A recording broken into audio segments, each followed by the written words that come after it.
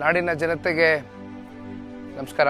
ಬಿಡದಿ ಭಾಗದ ರೈತರಿಗೆ GBIT ಹೆಸರಿನ ಮೇಲೆ ಸರ್ಕಾರ ಈಗಾಗಲೇ ಕಳೆದ ಜೂನ್ 12ನೇ ತಾರೀಕು ರಾತ್ರೋರಾತ್ರಿ ಭೂ ಸ್ವಾಧೀನ ಮಾಡತಕ್ಕಂಥದಕ್ಕೆ ಅಂತಿಮ ಅಧಿಸೂಚನೆಯನ್ನ ಹೊರಡಿಸಿದ್ದಾರೆ. 3 ಹಳ್ಳಿಯ ವ್ಯಾಪ್ತಿಗೆ ಸೇರಿರ್ತಕ್ಕಂಥ 498 ಎಕರೆ ಸರಿಸುಮಾರು 755 ರೈತ ಕುಟುಂಬಗಳ ಜಮೀನು ಈಗಾಗಲೇ ವಶಪಡಿಸಿಕೊಂಡಿದ್ದಾರೆ. ಅದರಲ್ಲಿ 641 ಸಣ್ಣ ರೈತರು ಅಂದ್ರೆ 1 ಎಕರೆಗಿಂತ ಕಮ್ಮಿ ಜಮೀನನ್ನ ಇಟ್ಕೊಂಡಿರ್ತಕ್ಕಂಥವ್ರು. ಇಲ್ಲಿ ಒಂದು ದೊಡ್ಡ ರಿಯಲ್ ಎಸ್ಟೇಟ್ ಮಾಫಿಯಾ, ಒಂದು ದೊಡ್ಡ ರಿಯಲ್ ಎಸ್ಟೇಟ್ ದಂಧೆ ಮಾಡಬೇಕು ಅಂತಕ್ಕಂಥ ಹಿನ್ನೆಲೆಯಲ್ಲಿ ಸರಿಸುಮಾರು 33,500 ಕೋಟಿಯಷ್ಟು ಲಾಭವನ್ನ ಮಾಡತಕ್ಕಂಥದ್ದಕ್ಕೆ ಸರ್ಕಾರ ಮುಂದಾಗಿದೆ. ಈ ಪ್ರಾಜೆಕ್ಟ್ ನ ಕಾಸ್ಟ್ ಬಂದು 18,000 ಕೋಟಿ. ಈ 18,000 ಕೋಟಿಯು ಕೂಡ ಹೆಚ್ಚು ಕಮ್ಮಿ 87% ಅಷ್ಟು ಸಾಲವನ್ನ ಸರ್ಕಾರ ತಗೊಳ್ತಾ ಇದೆ. 18,000 ಕೋಟಿಯ ಈ ಒಂದು ಪ್ರಾಜೆಕ್ಟ್ ನ ಕಾಸ್ಟ್ ಏನಿದೆ, ಇದ್ರ ಮೇಲೆ ಎಷ್ಟಪ್ಪ ಸರ್ಕಾರ ಲಾಭ ಮಾಡ್ಲಿಕ್ಕೆ ಹೊರಟಿದ್ದಾರೆ ಅಂದ್ರೆ ಅದು ಸರಿಸುಮಾರು 33,500 ಕೋಟಿ.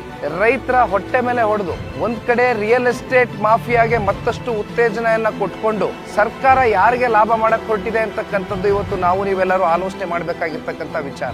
ಇವತ್ತು ನಾನು ನಿಂತಿರ್ತಕ್ಕಂಥ ಜಾಗ ಈಗಾಗಲೇ ಹಲವಾರು ಸೋಷಿಯಲ್ ಮೀಡಿಯಾ ಪ್ಲಾಟ್ಫಾರ್ಮ್ ಗಳಲ್ಲಿ ತಾವು ನೋಡಿರ್ತೀರಿ. ಹಿಂದೆಗಡೆ ತಿರುಗಿ ನೋಡಿದ್ರೆ ಸರಿಸುಮಾರು ಈ ಯೋಜನೆಯಿಂದ ನಮಗೆ ಹೆಚ್ಚು ಕಮ್ಮಿ 10 ಲಕ್ಷಕ್ಕೂ ಹೆಚ್ಚು ಗಿಡ ಮರಗಳು ಹಾನಿಯಾಗ್ತಕ್ಕಂಥದ್ದು ಬಹಳ ಸ್ಪಷ್ಟ.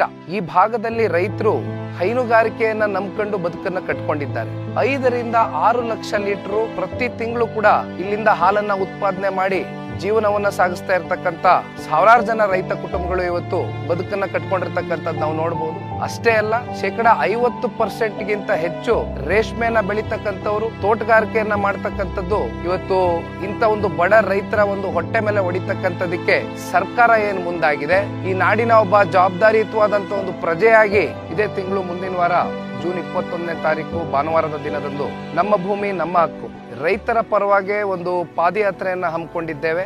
ಇದು ಯಾವುದೇ ಒಂದು ಪಕ್ಷದ ಪಾದಯಾತ್ರೆ ಅಲ್ಲ, ಬದಲಾಗಿ ಪಕ್ಷಾತೀತವಾಗಿ ನಾವು ನೀವೆಲ್ಲರೂ ಕೂಡ ರೈತರ ಪರವಾಗಿ ಕೈ ಜೋಡಿಸ್ತಕ್ಕಂಥದ್ದು ನಮ್ಮೆಲ್ಲರ ಒಂದು ಜವಾಬ್ದಾರಿ ಆಗಿದೆ.